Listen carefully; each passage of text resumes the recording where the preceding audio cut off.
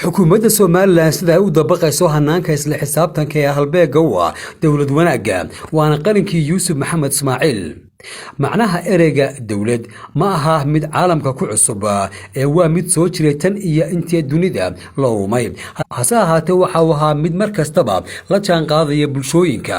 waxaana uu qaadanayay hadba magac iyo waliba aragtida ku xoogan bulshooyinka goortaasi jiray inkasta oo dowlad walba oo dunida soo martay ujeedada laga lahaa ay ahayd ilaalinta adeega guud haddana marka aynu dib u milicsano habdhaqanka dowladihii dunida soo maray waxa laga dheehan karaa inay leeyihiin magacyo tilmaamo iyo waliba habdhaqanno kala gedisan oo ay dowlad waliba ula falgashay nolosha bulshadii markaasi ay ka dhex curatay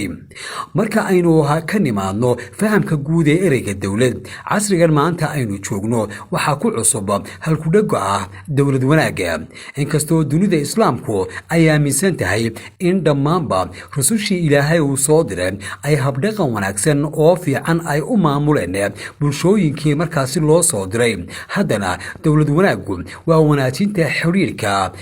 dadweynaha iyo dowladda iyo waliba in bulshada dhanka wanaagsan si xigmadi ku jirto loogu jiheeyo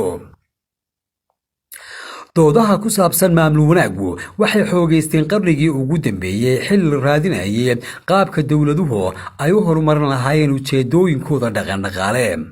wixii xilligaasi ka horreeyay horumarka dowladaha waxaa loo arkayay hawl ay hagi karaan dowladaha amase shakhsiyaad markaasi hoggaan u ah oo keliya waxaana la ogaaday in fahamkaasi uu ahaa mid qaldan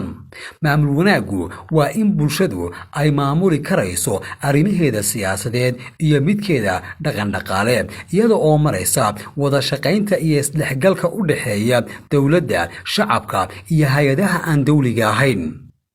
dowlad wanaagga waa markaa ay dhaqanka shuruucda iyo waliba xeerarka ummaddu ay ku heshiisay dhammaanba sidooda loo fuliyo waxaana mujtamaca ay siisaa ididiilo iyo hami sare haddii la waayana waxay imanaysaa niyad jab ummadeed saddexda waaxood ee qaab dhismeedka nolosha bulshada go'aamiya ayaa waxay kala yihiin dowladii waxay sahashaa iyadu oo ilaalisaa arrimaha siyaasadda ee ummadda bulshana waxa ay fududaysaa wada shaqaynta iyo isdhexgalka sidoo kale hay-adaha aan dowliga ahayn ayaa iyaguna abuura shaqooyinka iyo weliba kuwa dhaqaalaha waddanku uu leeyahay qaabka go'aan qaadashada iyo waliba go'aan fulineedka ee dowladda ka timid rabitaanka bulshadeeda oo doonaysa in ay ka taliso aayaha mujtamaceeda waxa ay inta badan ay tahay in la helo hay-ado ka madax bannaan oo ka mid a shaqadeeda si ay si sharciga waafaqsan ay ugu gutaan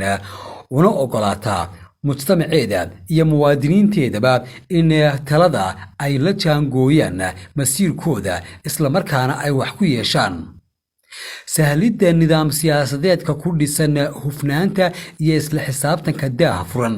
bulshadana ay markaasi iska dhex arki karto waa astaamaha lagu garto dowlad doonaysa inay muujiso xalaalnimadeeda iyo weliba raaligelinta muwaadiniinteeda hanaanka dowlad wanaaggu waxa uu dalbaya mas-uuliyad lagu hogaaminayo bulshada waana inay isu qalmaan xilka iyo qofka markaasi xilka qabanaya gaar ahaan kuwa qaadaya xilalka sare iyo meelaha go'aamada xasaasiga ah lagu gaadho hanaanka dowlad wanaaggu waxa uu dalbaya in warbaahintu ay ahaato mid madax bannaan oo xora oo markaasi si fudud ula xidhiidhi karta cidda hoggaanka gacanta ku haysa hoggaanka dowlad wanaaggu waxa uu dalbayaa xeer cadaali ah oo loo wada siman yahay gacantana ugu jira hay-adaha garsoorka oo ka madax bannaan dowladda iyo madaxdeeda sababtoo ah madaxdu haddii ay khalad galaan waxa ay ka mid yihiin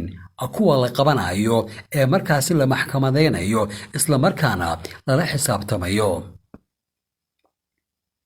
waa dhab in nidaam kasta oo dowladnimo in aanu markaasi ka maarmin jaangooyin siyaasadeed oo ku aadan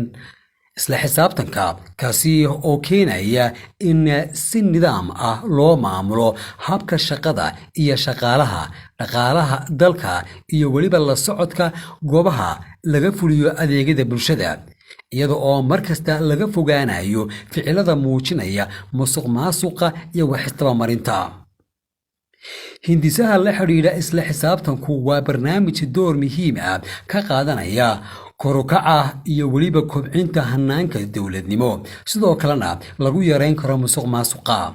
ballanqaadadii uu bixiyey madaxweynaha jamhuuriyadda Soomaaliland mudane Cabdiraxmaan Maxamed Cabdilaahi Ciro waxa uu ku sheegay inuu shacabka Soomaaliland u ilaalinayo aaminida inay markaasi ay u dhiibteen dawlad waxa kale oo uu cadeeyay sida ay uga go'an tahay la dagaalanka musuqmaasuqa iyo waliba sidii uu horumarin lahaa hay'adaha kala duwan ee adeega bulshada qaabilsan hadii ay tahay waxbarasho biyo caafimaad wado iyo cadaaladda oo ah mid ugu qaalisan madaxweynuhu waxa kale oo ballan qaaday in dawladdu ay oday u tahay oo ay markaasi soo dhaweynayso tala kasta oo ah sixitaan iyo weliba isla xisaabtan hadba kii ay ahaato sidoo kale waxa tallaabo wanaagsan ah oo dhanka maamul wanaaga loo qaaday kulankii uu furay madaxweyne ku-xigeenka jamhuuriyadda Soomaaliland mudane Maxamed Cali Aw Cabdi kaasi oo markaasi uu soo qaban qaabiyay xafiiska hanti dhowraha guud ee qaranka loona qabtay agaasimayaasha guud iyo waliba agaasimo waaxidada maamulka iyo lacagta ee wasaaradaha iyo hay'adaha dawladda isla markaana ku saabsanaa isla xisaabtanka iyo daafurnaanta habka maamulka ee qoondada miisaaniyadda ee wasaaradaha iyo hay'adaha kala duwan ee ay ka kala socdaan mas'uuliyiintaasi haddaba waa inaynu maanka iyo miirka ku haynaa in maamul aanu jiri karin horumarna aan la samayn karin haddii aanay ku xidhnayn bulshadooda soo dooratay